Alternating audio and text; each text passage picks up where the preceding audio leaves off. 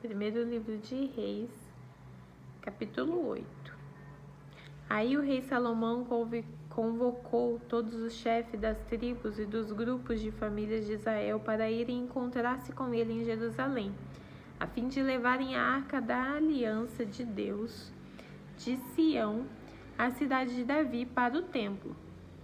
Todos os israelitas se reuniram durante a festa das barracas, no mês de Etanim, que é o 7º mês. Quando todos os chefes chegaram, os sacerdotes pegaram a arca da aliança e a levaram para o templo. Os levitas e os sacerdotes levaram também a tenda da presença de Deus com todos os seus equipamentos para o templo. O rei Salomão e todo o povo de Israel se reuniram em frente da arca da aliança e ofereceram em sacrifício um grande número de ovelhas e touros, e tantos que nem dava para contar. Então os sacerdotes levaram a arca para dentro do templo e a colocaram onde devia ficar, no lugar santíssimo, debaixo das asas dos querubins, pois as suas asas estendidas cobriam a arca e os seus cabos. As pontas dos cabos podiam ser vistas por qualquer pessoa que ficasse diretamente de frente ao lugar santíssimo, mas não podiam ser vistas de nenhum outro lugar. Os cabos ainda estão ali até hoje. Dentro da arca estavam somente as 2 placas de pedra que Moisés havia colocado ali, quando no Monte Sinai o Senhor Deus havia feito uma aliança com os israelitas depois que eles saíram do Egito. Quando os sacerdotes estavam saindo do lugar santo, uma nuvem encheu o templo do Senhor com a glória do Senhor, e eles não puderam voltar para dentro a fim de realizar os seus atos de culto. Aí Salomão disse: Tu, ó Senhor, puseste o sol no céu, embora tiveste resolvido viver entre as nuvens escuras. Mas agora eu construí para ti uma casa, um lugar onde viverás para sempre. Aí Salomão virou-se, olhou para o povo que estava todos de pé e pediu a bênção de Deus para todos. Depois disse: Bendito seja o Senhor, o Deus de Israel, pois pelo seu poder ele cumpriu a promessa que tinha feito a Davi, o meu pai, quando lhe disse: Desde o dia em que tirei do Egito o meu povo de Israel, eu não escolhi nenhuma cidade de todas as tribos da terra de Israel para ali construir um templo, a fim de ser adorado nele. Mas escolhi você, Davi, para governar o meu povo. E Salomão continuou: Davi, o meu pai, tinha planos de construir um templo para a adoração do Senhor, o Deus de Israel.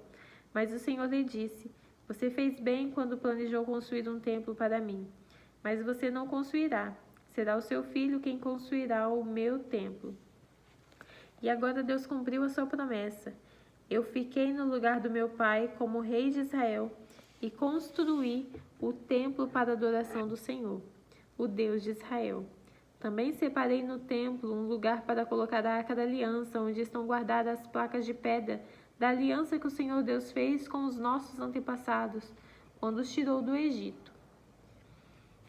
Então, na presença de todo o povo reunido, Salomão foi e ficou em frente do altar.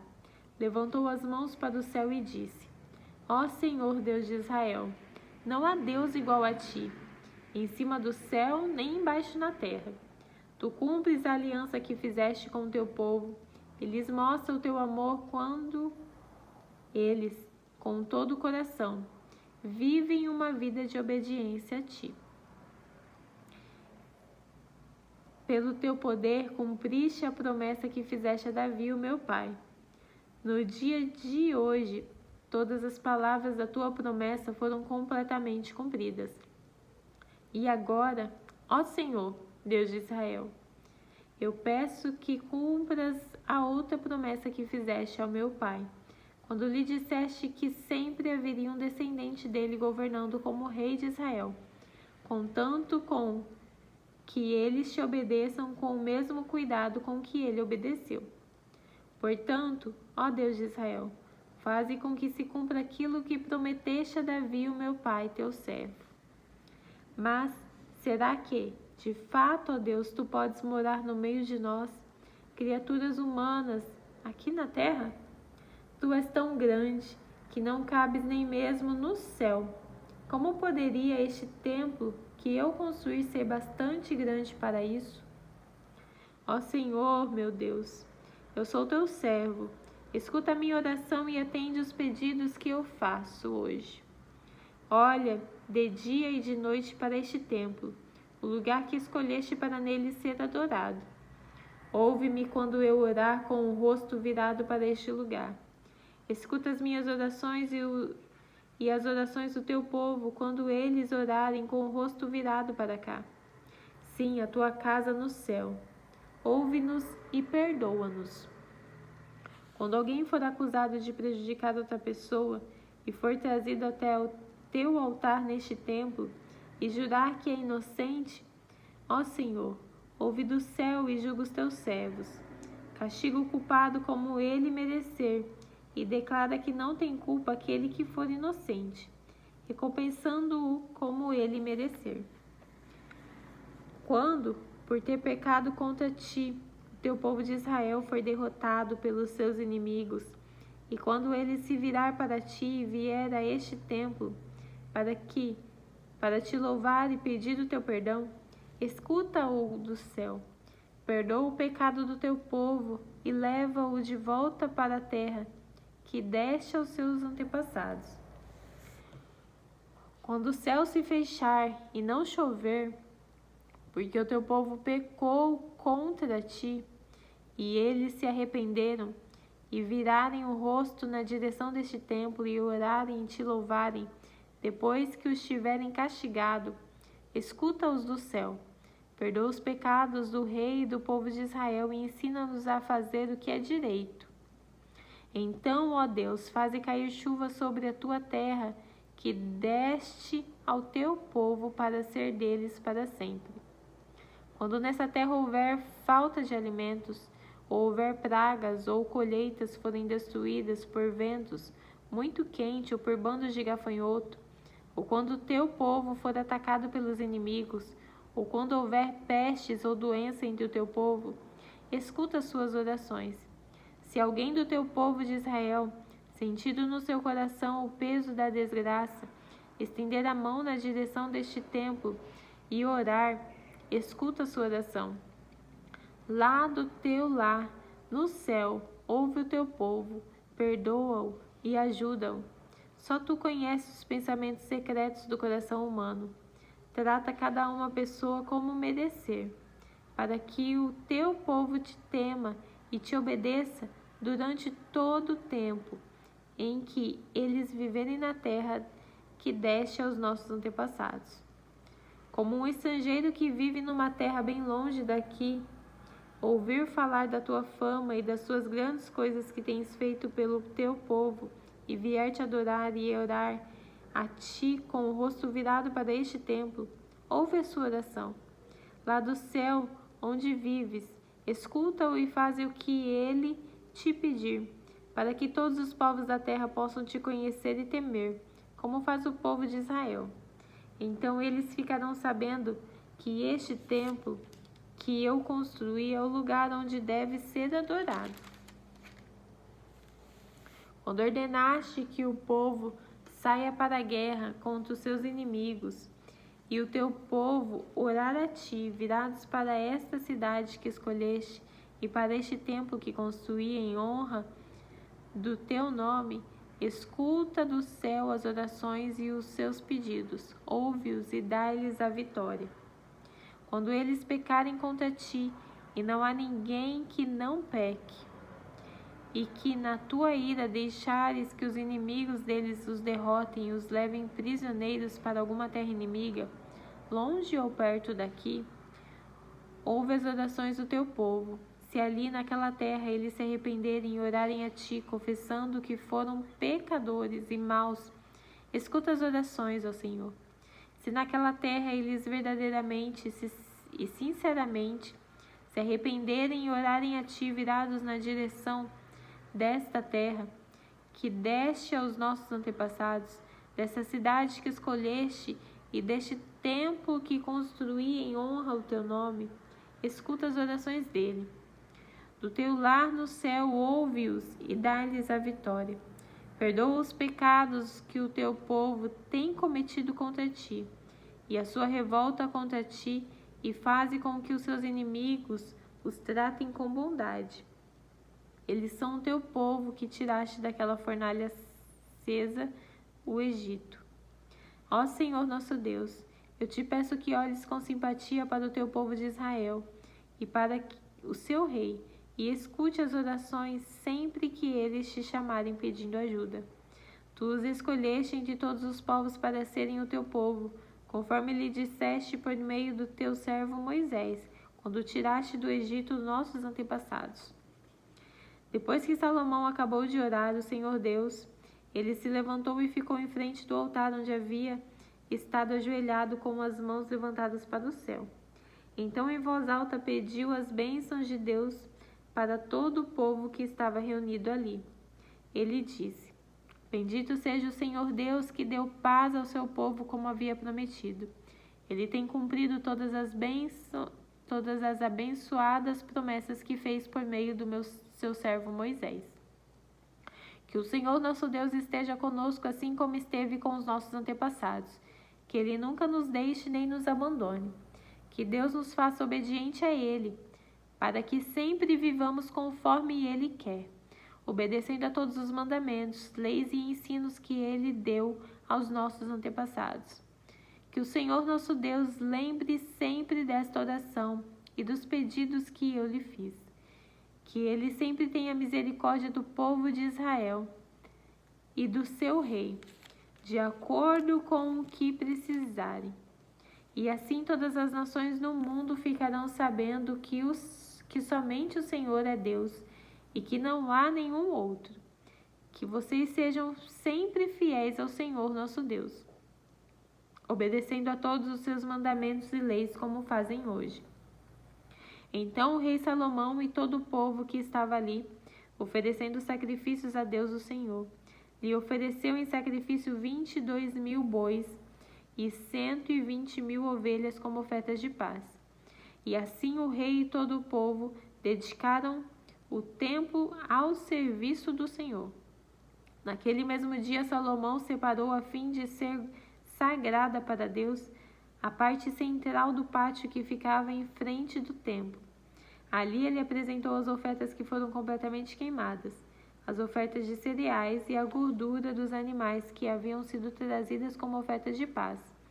Salomão fez isso porque o altar de bronze era muito pequeno para todas essas ofertas. Naquela ocasião, ali no templo, Salomão e todo o povo de Israel comemoraram durante 7 dias a festa das barracas. O povo era uma enorme multidão de pessoas que tinha vindo do país inteiro, desde a subida de Ramate, no norte, até a fronteira do Egito, no sul.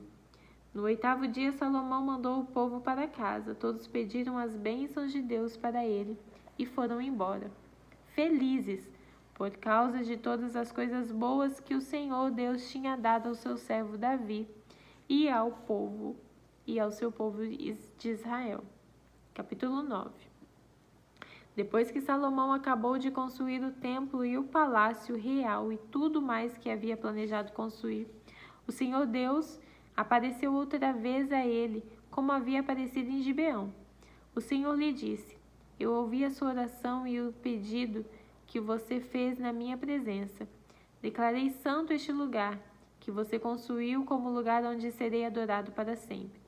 Eu tomarei conta dele e sempre o protegerei.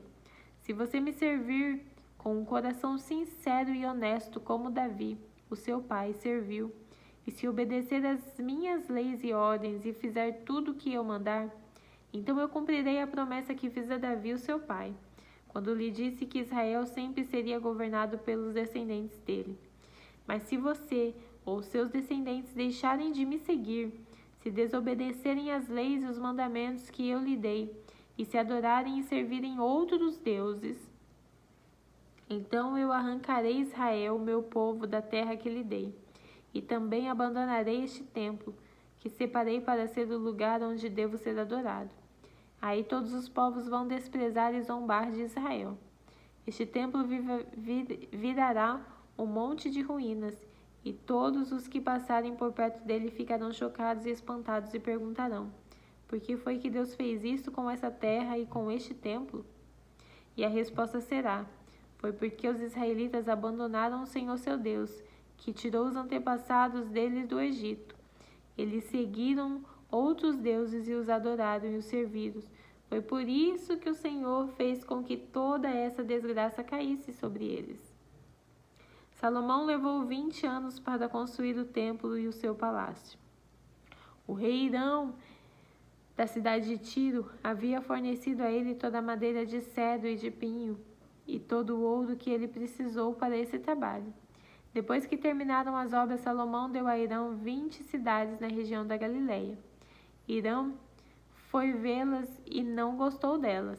Aí disse a Salomão: então são essas cidades que você me deu, meu irmão? Por isso, aquela região é chamada até hoje de Cabul. Hirão havia mandado para Salomão mais de 4.000 quilos de ouro. O rei Salomão usou trabalhadores forçados para construir o templo e o seu próprio palácio, para aterrar o lado leste da cidade e para construir as muralhas de Jerusalém. Também usou esses trabalhadores para construir as cidades de Azor, Megido e Gezer. Faraó, rei do Egito, havia atacado e conquistado a cidade de Gezer, matando seus moradores, que eram cananeus, e pondo fogo na cidade. Depois o rei do Egito tinha dado Gezer como presente de casamento à sua filha quando ela se casou com Salomão. E Salomão reconstruiu a cidade. Usando os trabalhadores forçados, Salomão também reconstruiu Bet-Horon, Tibash, Baalat, Tadmor, no deserto de Judá. Ainda reconstruiu as cidades onde armazenava mantimentos, as cidades onde ficavam seus cavalos e carros de guerra, e tudo mais que ele quis construir em Jerusalém, no Líbano e em outras partes do seu reino. Para esse trabalho forçado, Salomão usou os descendentes do povo de Canaã, que os israelitas não haviam matado quando conquistaram o seu país. Entre esses trabalhadores forçados estavam os amorreus, heteus, perizeus, heveus e jebuseus. E os descendentes deles continuam escravos até hoje. Nenhum israelita foi obrigado a trabalhar como escravo. Os israelitas serviram como soldados, oficiais, comandantes, capitães de carros de guerra e cavaleiros. 550 oficiais estavam encarregados dos trabalhos forçados que eram usados nas várias construções de Salomão. Salomão aterrou o lado leste da cidade depois que a sua esposa, a filha do rei do Egito, se mudou da cidade de Davi para o palácio de Salomão, que havia construído para ela. 3 vezes por ano, Salomão oferecia sacrifícios a serem queimados e ofertas de paz no altar que ele havia construído para Deus, o Senhor. Ele também queimava incenso ao Senhor, e assim Salomão terminou a construção do templo. O rei Salomão também construiu uma frota de navios em Ezion-Geber, que fica perto de Elate, no Golfo de Acabá, no país de Edom. O rei Hirão mandou alguns marinheiros competentes na sua frota de navio para navegarem junto com os homens de Salomão. Eles foram até a terra de Ofir e trouxeram para Salomão mais de 14.000 quilos de ouro. Capítulo 10. A rainha de Sabá ouviu falar da fama de Salomão e foi até Jerusalém, a fim de pô-lo à prova com perguntas difíceis. Ela chegou com um grande grupo de servidores e também com camelos carregados de especiarias, pedras preciosas e uma grande quantidade de ouro. Quando se encontrou com Salomão, ela lhe fez todas as perguntas que pôde imaginar. Ele respondeu a todas. Não houve nenhuma que fosse difícil demais para ele responder. A rainha de Sabá ouviu a sabedoria de Salomão e viu o palácio que ele havia construído. Ela viu a comida que era servida à mesa dele, viu os apartamentos dos seus altos funcionários, a organização do pessoal que trabalhava no palácio e os uniformes que eles usavam. Viu os empregados que serviam as nas festas e os sacrifícios que ele oferecia no templo. Isso tudo deixou de boca aberta e muito admirada. Então ela disse ao rei Salomão: tudo aqui que eu ouvi no meu país a respeito de você e da sua sabedoria é de fato verdade. Porém, eu não pude acreditar até que vim e vi com os meus próprios olhos. Acontece que não tinham me contado nem a metade. A sua sabedoria e a sua riqueza são muito maiores do que ouvi dizer. Como são felizes as suas esposas. Que sorte têm os seus servidores, que estão sempre ao seu lado e têm o privilégio de ouvir os seus sábios provérbios. Bendito seja o Senhor seu Deus, que ficou tão contente com você, que o tornou rei de Israel. O amor dele por Israel é eterno. Por isso ele o tornou rei de Israel, para que você possa manter a lei e justiça. Ela entregou ao rei os presentes que havia trazido, mais de 4.000 quilos de ouro e uma grande quantidade de especiarias e pedras preciosas. Nunca mais veio uma quantidade tão grande de especiarias como a que a rainha de Sabá deu a Salomão. Os navios de Irã, que haviam trazido ouro da terra de Ofir, também trouxe de lá uma grande quantidade de madeira de sândalo e pedras preciosas. Salomão usou a madeira para fazer corrimãos para o templo e para o palácio, e também fez harpas e liras para os músicos. Foi a primeira vez que se viu essa madeira em Israel, e até hoje nunca mais se viu ali uma madeira igual àquela. O rei Salomão deu à rainha de Sabá tudo o que ela quis e pediu, além de todos os outros presentes de costume. Então a rainha e os seus servidores voltaram para Sabá, a sua terra. Todos os anos o rei Salomão recebia mais ou menos 23.000 quilos de ouro, além dos impostos pagos pelos comerciantes, os lucros do comércio e dos impostos pagos pelos reis árabes e pelos administradores dos vários distritos do país. Salomão fez 200 grandes escudos e mandou folhear cada um com quase 7 quilos de ouro. Também fez 300 escudos menores e folheou cada um com quase 2 quilos de ouro. Ele mandou colocar todos esses escudos no salão da floresta do Líbano. Salomão também mandou fazer um grande toldo revestido de marfim e de ouro puro. O trono tinha 6 degraus com a figura de um leão nas pontas de cada degrau. Isto é, havia 12 leões ao todo. Atrás do trono havia uma figura de cabeça de touro, e no lado de cada um dos 2 braços do trono havia a figura de um leão. Nunca havia existido um outro reino, um trono como esse. Todas as taças que o rei Salomão usava para beber eram de ouro, e todos os objetos do salão na floresta do Líbano eram de ouro puro. Não se usou prata, porque no tempo de Salomão esse metal era considerado sem valor. Salomão tinha uma frota de navios que viajava junto com a frota de Irão. Cada 3 anos a sua frota voltava trazendo ouro, prata, marfim, macacos e micos. O rei Salomão era mais rico e mais sábio do que qualquer outro rei. E pessoa do mundo inteiro queria ir ouvir a sabedoria que Deus lhe tinha dado. Todos aqueles que chegavam traziam presentes para ele, objetos de prata e de ouro, roupas e armas, especiarias, cavalos e mulas. E foi assim, ano após ano.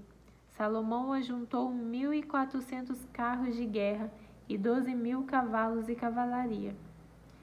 Espalhou uma parte deles por várias cidades e deixou o resto em Jerusalém.